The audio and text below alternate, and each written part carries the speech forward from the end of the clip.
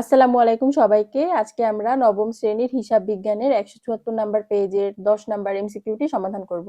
আগে আমরা প্রশ্নটি একটু পড়ে নেই। যদি মোট মুনাফা ৭০,০০০ টাকা, পরিচালন ব্যয় ৩৫,০০০ টাকা, অন্যান্য আয় ১৫,০০০ টাকা হয়, তবে নিট মুনাফা কত হবে?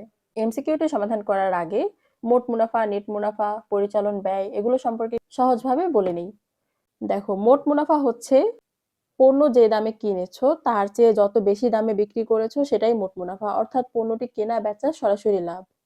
এবার যদি আমরা পরিচালন ব্যয় সম্পর্কে বলি, একটা ব্যবসা প্রতিষ্ঠান পরিচালনা করার জন্য দোকান ভাড়া, বিদ্যুৎ বিল বা কর্মচারীদের বেতন, এই খরচগুলো কিন্তু প্রতিদিন রাখতে হয়। এগুলোই হলো পরিচালন ব্যয়। ছোট্ট করে বলতে গেলে ব্যবসায় চালু রাখার নিয়মিত খরচই হলো পরিচালন ব্যয়। এবার আমাদের প্রশ্নে যা চাওয়া হয়েছে, নিট মুনাফা কি? নিট মুনাফা হলো সব খরচ মেটানোর পর দিন শেষে তোমার পকেটে যে আসল টাকাটা থাকে সেটাই হলো নিট মুনাফা। নিট মুনাফা বের করার আগে আমাদেরকে পরিচালন মুনাফা বের করে নিতে হবে। ক্যালকুলেটরে এই অঙ্কটির খুব সহজে আমরা সমাধান করতে পারি, তবে সূত্রটি আমাদের একটু মনে রাখতে হবে।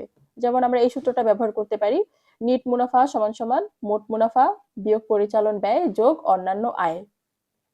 আগে তো আমরা পরিচালন মুনাফা বের করব, তাই না? তো পরিচালন মুনাফা বের করার জন্য আমাদের যে মোট মুনাফা, পরিচালন ব্যয় দেওয়া হয়েছিল এই দুটোকে আগে আমরা বিয়োগ করে নিব। বিয়োগ করলে আমরা পরিচালন মুনাফা পেয়ে যাব এবং তার সাথে আমরা অন্যান্য আয়টা যোগ করব। যোগ করলেই আমরা নিট মুনাফা পেয়ে যাব, অর্থাৎ দিন শেষে আমাদের ব্যবসার যে আসল টাকাটা থাকবে, যেটা আমাদের লাভ হবে, সেটাই আমরা জানতে পারবো।